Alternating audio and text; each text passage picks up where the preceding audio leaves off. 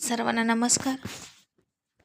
दिल का रिश्ता the unbroken bond या स्टोरीचे 35 एपिसोड यापूर्वीच अपलोड केलेले आहेत. कृपया ते सगळे एपिसोड ऐकण्यासाठी आपल्या चॅनलला भेट द्यावी. शेखर आता रश्मीकडे आला आणि अचानक शेखरला बघून रश्मी शॉक झाली.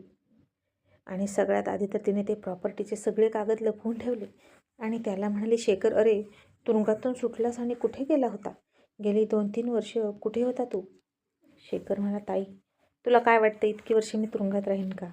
अगं मी केव्हाच तुरुंगातून पळालो. आणि हे ऐकून रश्मीला शॉक बसला आणि म्हणाली, शेखर, अरे असं कसं केलंस तू? तू एकदाशी तुझी शिक्षा भोगली असती तर निदान तुला नंतर पोलिसांची भीती नव्हती.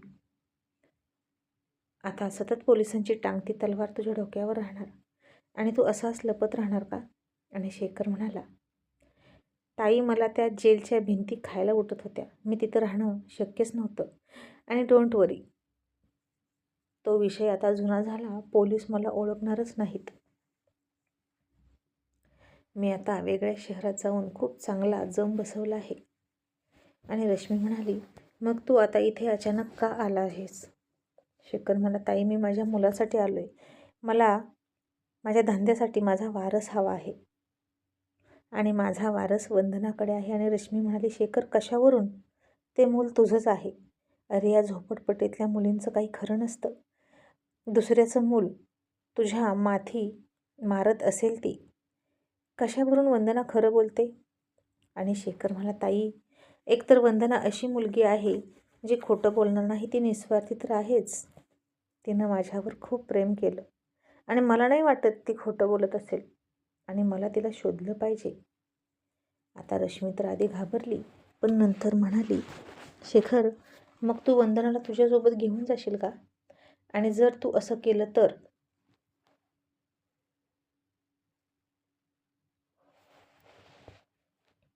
तुझी दुसरी बायको तिचं काय होईल? शेखर म्हणाला, ताई मला वंदनाशी काहीही देणं घेणं नाही. मला फक्त माझा वारस हवा आहे. आणि रश्मी आता खुश होत म्हणाली, घे घे, तुझा वारस नक्की घे. आणि श्रीच्या मुलाला तू घेऊन जा स्वतःचं मूल समजून आणि त्याला क्रिमिनल बनव आणि त्याला सुद्धा तुरुंगात जाऊ दे खडी फोडायला. आणि ती शेखरला म्हणाली, शेखर तू इथं जास्त काळ राहू नकोस. तू एक काम कर, बाहेर कुठेतरी लॉज घेऊन राहा.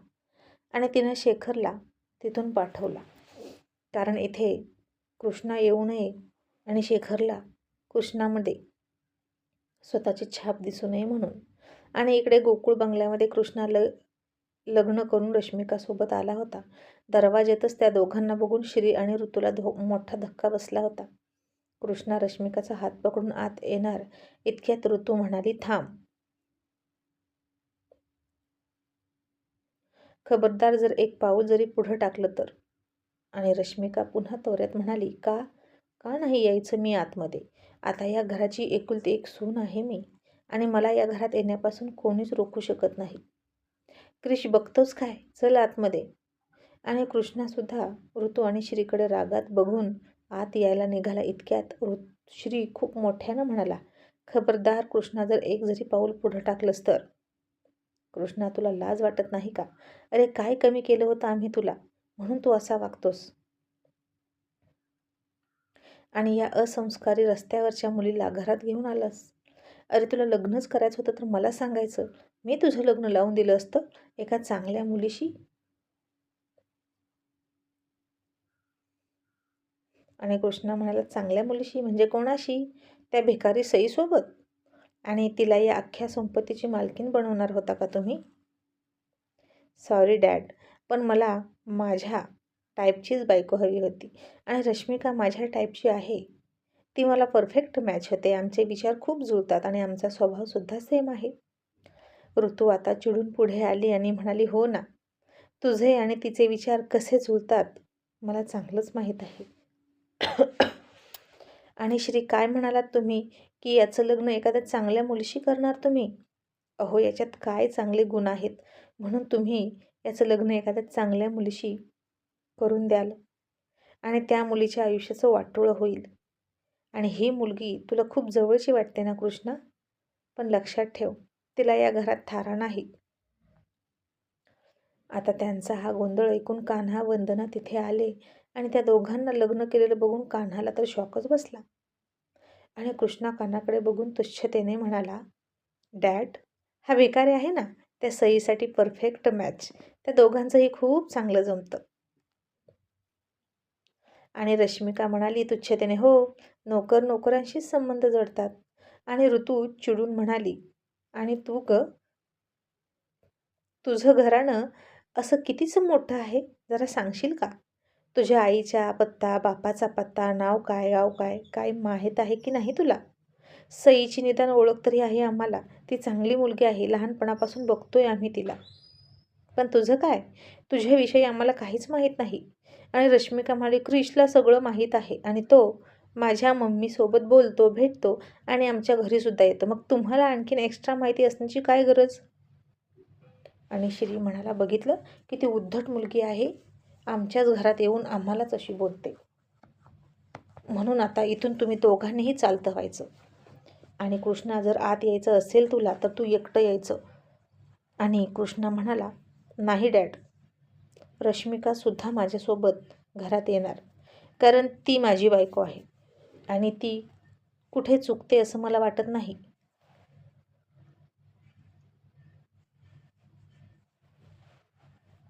आणि तिचा असा अपमान मी सहन करणार नाही.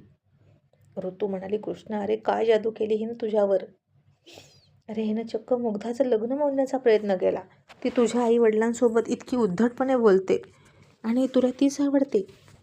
आणि कृष्णा म्हणाला, हो मॉम, जादूच केली आहे तिनं माझ्यावर. माझं प्रेम आहे तिच्यावर आणि तीही माझ्यावर खूप प्रेम करते. मी तुरुंगात होतो तेव्हा तुम्ही कोणीच माझा जामीन करायला आला नाही, पण रश्मिका आणि तिच्या मम्मीनं माझी बेल केली आणि मला सोडवलं. मग मी त्यांचं का नको ऐकायला? आणि काय ऐकू मी तुमचं, जर तुम्हीच मला स्वतः होऊन तुरुंगात टाकलं तर? आणि आता मॉम, तू रश्मिकाचा गृहप्रवेश करणार आहेस की नाही? आणि श्री म्हणाला, ते कधीच शक्य नाही. तू सुद्धा तिच्यासोबत इथून निघून गेलास तरी हरकत नाही. आणि या मुलीला या घरात अजिबात जागा नाही आणि सुनेचा दर्जा तर कधीच मिळणार नाही. कृष्णा आणि रश्मिका तसेच उमऱ्याच्या बाहेर उभा होते. ऋतू आणि श्री त्यांना आत येऊ देतच नव्हते. आणि रश्मिका म्हणाली, क्रिश, मला वाटतं आता खूप झालं यांचं, यांच्याकडे बघून घेईन, माझ्या मॉमलाच बोलवते. आणि तिने रश्मीला फोन केला आणि रश्मी फारच तोऱ्यात आली. आणि गोकुळ बंगल्यापुढे इतक्या वर्षातून आल्यानंतर तिने त्या बंगल्याकडे पुन्हा एकदा खुनशी नजरेनं बघितलं आणि मनात म्हणाली, श्री, मी पुन्हा आले, आता तू मला अडवू शकत नाही. इथून मला हाकलून दिलं होतंस ना तू माझ्या सामानासहित, पण आता तू काहीच करू शकत नाही, कारण सगळी बाजी माझ्या हातात आहे. रश्मिका आणि कृष्णा तसेच तिथे उभ्या होते आणि कृष्णा म्हणत होता, मॉम, डॅड, आम्हाला आत येऊ द्या, मी वारस आहे इथला, या संपत्तीवर माझा हक्क आहे, असं म्हणून तो भांडत होता. आणि इतक्यात वंदनासुद्धा आउट हाऊसमध्ये निघून गेली. कृष्णाचं आणि रश्मिकाचं ते बोलणं तिला आवडतच नव्हतं. आणि काना म्हणाला, कृष्णा, इतकं चुकीचं वागलास ते वागलास आणि पुन्हा भांडतोस का? अरे तुझी बुद्धी इतकी घाण कशी ठेवलीस रे तू? आणि कृष्णा त्याला म्हणाला, तू गप्प बस, तू नोकर आहेस, चमचीगिरी करू नकोस आणि तू इथून चालतं व्हायचं आता. तू आणि तुझी आई तुमचं गाठोडं उचला आणि निघा, आता हे सगळं माझं आहे. आणि काना म्हणाला, चूक, यातलं काहीच तुझं नाही, जे आहे ते साहेबांचं आणि मॅडमचं आहे आणि त्यांनी दिलं तर तुझं आहे, कारण ही सगळी संपत्ती त्यांनी स्वतः कमवलेली आहे, वडिलोपार्जित काहीच नाही. आणि त्यांनी स्वतः कमवलेल्या संपत्तीवर तुझा काहीच हक्क नाही असं कायदा सांगतो. तरीही उलट्या डोक्याचा कृष्णा म्हणाला, ते काहीही असू दे, इतक्या संपत्तीचं ते करणार काय? त्यांच्यानंतर हे सगळं माझंच तर आहे. आणि काना म्हणाला, त्यांच्यानंतर आहे ना, मग त्यांच्यानंतर घे, ते असताना त्यांना त्रास देऊ नकोस. आणि आता कान्हा आपल्या बाजूने भांडतो हे बघून श्री आणि ऋतू भावूक झाले होते. त्यांना तर आता कृष्णानं असं केलं म्हणून आधार तुटल्यासारखंच झालं होतं. आणि रश्मिका म्हणाली, माझी मम्मी आली की तुम्हा कोणाचंच काही चालणार नाही, येऊ द्या माझ्या मम्मीला. आणि श्री म्हणाला, अशी कोण लागून गेली ग तुझी मम्मी, बघू तरी. इतक्यात रश्मी आली आणि म्हणाली, श्री, मी आले, बघून घे मला. आणि तिला बघितली इतक्या वर्षानंतर तसं ऋतू आणि श्रीला फार मोठा धक्का बसला. आणि आणखीन जास्त धक्का तेव्हा बसला जेव्हा त्यांना हे कळालं की रश्मिका रश्मीची मुलगी आहे. आणि हा सगळा प्लॅन त्यांच्या लक्षात येत होता. आणि रश्मी फार तोऱ्यात आली आणि सोफ्यावर बसली पायावर पाय टाकून आणि म्हणाली, हाय श्री, हाय ऋतू. ऋतू तिच्याकडे धक्का बसून डोळे विस्पारून बघत होती. आणि रश्मी म्हणाली, काय झालं, असं काय बघताय? मी तीच आहे, माझ्यात काही बदल झालेला नाही. आणि श्री, आता तू मला इथून हाकलून देऊ शकत नाही, कारण श्री आता हे सगळं माझ्या मुलीचं आहे आणि तुम्ही फक्त केअरटेकर आहात असं समजा. आणि श्री चिडून म्हणाला, रश्मी, तू म्हणजे तू तुझी मुलगी आमच्या घरात पाठवलीस, आमच्या मुलाला तू फितवत होतीस. रश्मी म्हणाली, तो सज्ञान आहे श्री, आणि मला वाटतं आपण आपले जुने हेवेदावे विसरून जावे आणि मुलांना आशीर्वाद देऊया. माझी मुलगी तुमची सून आहे, त्यांना तुम्ही स्वीकारा. आणि ऋतू म्हणाली, अजिबात नाही, तुझी मुलगीसुद्धा तुझ्यासारखीच दिसते. आणि आता मला कळतंय, तूच हिला सांगून मुग्धाचं लग्न मोडायला लावलं असशील. श्री म्हणाला, ऋतू, अगं साप कधी डसणं सोडेल का, तशी या दोघ्या मायलेकी आहेत. आणि रश्मिका म्हणाली, क्रिश, तुझ्या मॉम डॅडना सांग नीट बोलायला, ते माझ्या मम्मीला काहीही बोलतात आणि माझ्या मम्मीचा अपमान मी सहन करणार नाही. आणि ऋतू म्हणाली, मग इथून चालतं व्हायचं स्वतःच्या मम्मीला घेऊन, पण आता पाऊल टाकू देणार नाही घरामध्ये. आणि कृष्णा म्हणाला, मग मला आत्ताच्या आत्ता माझी वाटणी द्या आणि या संपत्तीतला माझा हिस्सा द्या, मी जातो. ऋतू आणि श्रीला काय करावं ते कळेना. आणि रश्मी म्हणाली, क्रिश, तू आत ये, तुम्हाला कोणीही घराच्या बाहेर काढणार नाही. आणि कृष्णा रश्मिकाचा हात धरून आत घेऊन आला आणि श्रीनं त्याच्या कानाखाली मारली. पण आता श्रीचा हात कृष्णानं पकडलेला होता आणि म्हणाला, नाही, आता तुम्ही मला मारू शकत नाही. आता माझं लग्न झालंय, मी लहान नाही आणि माझ्या जोडीला माझी बायको आहे. आता बघूच तुम्ही मला माझ्या संपत्तीतला हिस्सा कसा देत नाही. ऋतू आणि श्रीला हे सगळं असह्य होतं आणि ते बेडरूममध्ये निघून गेले. पण तिथं जाऊनसुद्धा खूप खूप मनस्ताप करत बसले. सगळ्यात जास्त त्रास तर त्यांना याचा होत होता की आपली सून रश्मीची मुलगी आहे आणि रश्मीला किती मोठा डाव खेळला आहे असं श्री म्हणत होता. आणि आता रश्मिकाला बाहेर काढणं अशक्य आहे, कारण कृष्णा पूर्ण तिच्या ताब्यात आहे. ऋतू म्हणाली, श्री, आता काय करायचं हो, आता ही मुलगी रोज इथं राहणार आणि कशी वागेल, काय करेल, काय माहीत. श्री, मी इथे राहणारच नाही, मला दुसरीकडे घेऊन चला. आणि मी तिला माझी सून मानणार नाही. आणि श्री म्हणाला, घाबरू नकोस ऋतू, तू इथली मालकीण आहेस, फक्त तू. त्यातला एक छदामही कृष्णाच्या नावावर नाही. मग ते त्याचं कसं? तू त्या मुलीची दादागिरी खपवून घेऊ नकोस. आणि आता आपण खचून जायचं नाही आणि रश्मीला पुन्हा एकदा माती चारायची. हे संकट फिरून आपल्या घरावर आलंय असं समज आणि आपल्या घराला या संकटातून आपण हिमतीने वाचवायचं. आणि आता रश्मिकाला सुद्धा टिप्स देऊन गेली, हे घर तुझं आहे, तुला इथे कोणीही रोखू शकत नाही, अजिबात घाबरू नकोस, हे सगळं तुझं आहे असं म्हणून ती बाहेर गेली. आणि तिला आउट हाऊसच्या खिडकीमधून बाहेर जाताना वंदनानं बघितलं आणि तिला कळलंच नाही की रश्मी इथे का आली आहे. मग कान्हा परत आला, त्याला दुःख वाटत होतं. आणि वंदना म्हणाली, कान्हा, या बाई कोण होत्या रे, आता गेलेल्या? आणि कान्हा म्हणाला, आई, रश्मिकाची मम्मी होती ती, आणि नुसती रश्मिकासारखी होती बघ.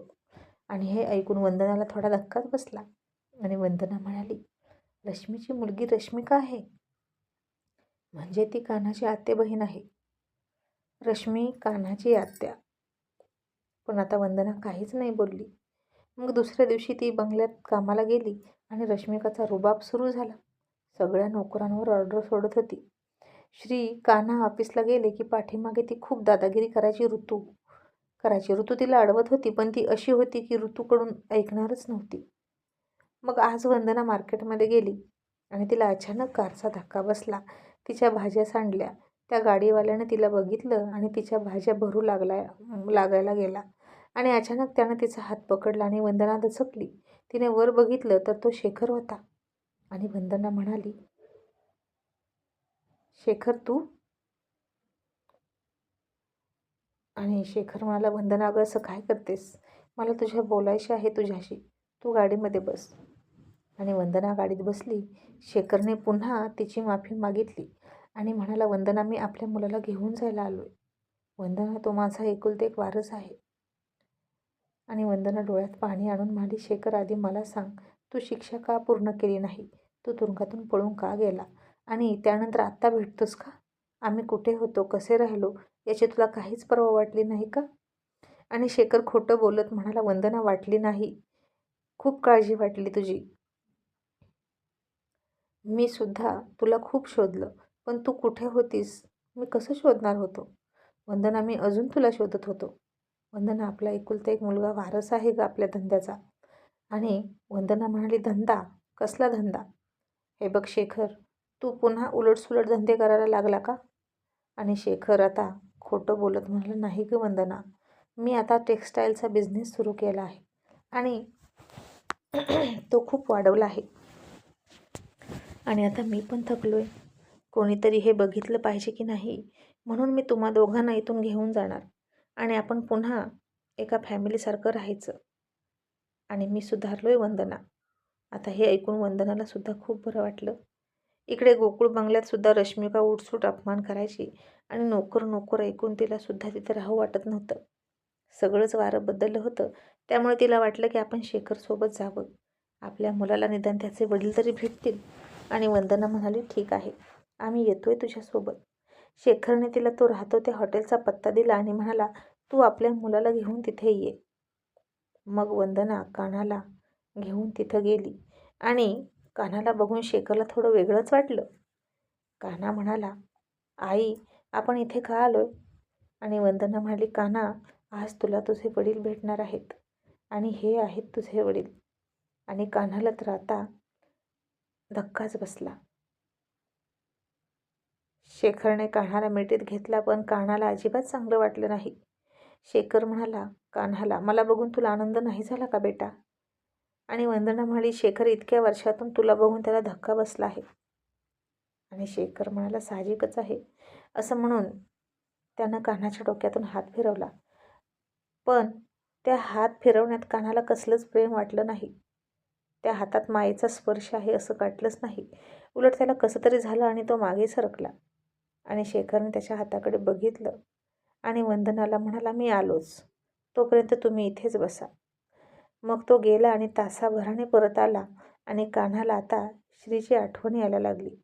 तो जेव्हा डोक्यावरून हात फिरवत असतो तेव्हा किती छान वाटतं. आणि वंदना शेखरला म्हणाली, शेखर आपण कधी जायचं? आणि शेखर म्हणाला, वंदना 2 दिवसांनी तुम्ही परत या इथेच, मग मी तुम्हाला सांगतो पुढे काय करायचं. आणि वंदना आणि कान्हा पुन्हा गोकुळमध्ये आले. कान्हा म्हणाला, आई आपण इथून निघायचंय का? का गं आई, नको न जाऊया. साहेबांना सोडून कसं जायचं? इतक्यात वंदनाला रश्मिकाचा आवाज आला. ती खूप मोठ्यानं बोलत होती आणि वंदना म्हणाली, कान्हा मला वाटतं आता या घरातली आपली जागा संपली आहे. आपल्याला जावंच लागेल आपल्या हक्काच्या घरी आणि तिथे आपल्याला कोणीच नोकर म्हणणार नाही. आणि तुला तुझे वडील मिळवून दिल्याचं समाधान मला वाटेल आणि मग तुला कोणीच तुझा बाप विचारणार नाही आणि मी सुखाने डोळे मिटू शकेल. मग 2 दिवसांनी पुन्हा वंदना कान्हाला घेऊन शेखरकडे गेली आणि शेखरला म्हणाली, आम्ही आलोय, आपण कधी निघायचं सांग. आणि शेखर म्हणाला, कुठे निघायचं आणि कोणासोबत? वंदना तू मला फसवतेस का? ताई बोलत होती ते खरं आहे. वंदना तू दुसऱ्याचं पाप म्हणून माझ्या माती मारतेस का? माझं मूल म्हणून तू दुसऱ्याच्या मुलाला माझ्याकडे देतेस? आणि वंदना म्हणाली, शेखर हे तू काय बोलतोस? उघड बोल. आणि शेखरनं तिच्यासमोर तो लिफाफा टाकला आणि म्हणाला, वाच हे रिपोर्ट. हे DNA रिपोर्ट आहेत माझे आणि तुझ्या या मुलाचे आणि ते कुठेच मॅच होत नाहीत. आणि ते हेच सांगतात की हा मुलगा माझा नाही आणि तू मला फसवायला निघाली का? तू बाहेर शेण खाल्लं, तुरुंगात येऊन मला इमोशनल ब्लॅकमेल करून माझ्याकडून लग्न करून घेतलं आणि तुला काय वाटलं मी काहीच चौकशी न करता त्याला घेऊन जाईन का माझा वारस बनवायला? आता वंदनाला प्रचंड मोठा धक्का बसला आणि कान्हाला सुद्धा धक्का बसला, कारण इथं त्याच्या अस्तित्वावर आणि वंदनाच्या चारित्र्यावर प्रश्नचिन्ह उठलं होतं.